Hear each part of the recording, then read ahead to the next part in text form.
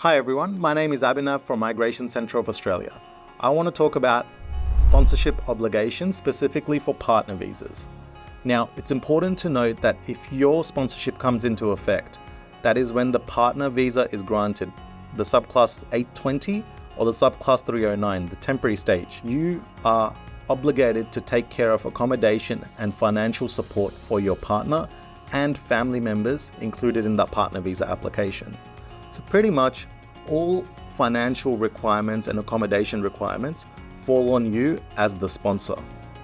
Now, in most cases, partners share that obligation, but if someone is not willing to share that obligation, you need to ensure that as a sponsor, you continue to meet that requirement.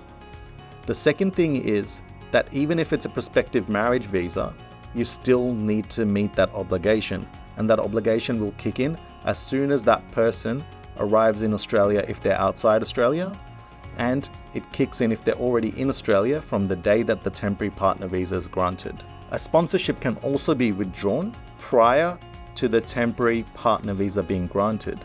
So if your relationship does break down, you can request the department to withdraw that sponsorship, and that partner visa will no longer be able to be granted depending on the circumstances that the relationship has broken down on. The sponsorship can also be reinstated. So for example, if you inform the department that your relationship is broken down and you would like to withdraw that sponsorship, you can also do the same thing by saying, hey, we've gotten back together, I would like to reinstate that sponsorship, as long as no action has been taken against the partner visa decision itself. If a partner visa application has been decided or refused because of that sponsorship withdrawal, you can no longer reinstate it. The other thing I want to cover about the sponsorship obligation is what happens if the sponsor passes away. What happens to the partner visa application? Depending on the type of application you've lodged and where you're located at the time that the sponsor has passed away, it may be the case that you're still able to get the permanent partner visa granted. So that would be because you would no longer be required to meet the Schedule 2 requirements, which you need to meet as part of a normal partner visa application. The reason you're not required to meet these is because it would be hard to demonstrate a relationship if the partner has passed away. Now, if that is the case, you must also demonstrate that the relationship would have continued if it wasn't for the sponsor's death. So it's important to make sure that you're able to demonstrate that if it wasn't for them passing away, that relationship would have continued.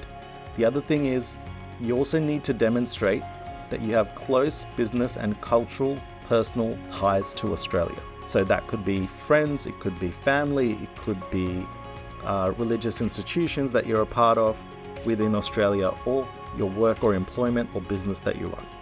The last one is, if you're not able to satisfy this, your partner visa can still be refused, or if your relationship breaks down, if your partner is still there during that temporary stage of that partner visa application, it would result in your visa being cancelled.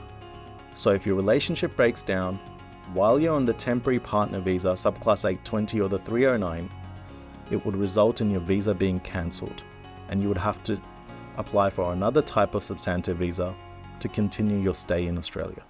If you have any questions regarding any of the sponsorship obligations I've covered, you can contact us at MCA.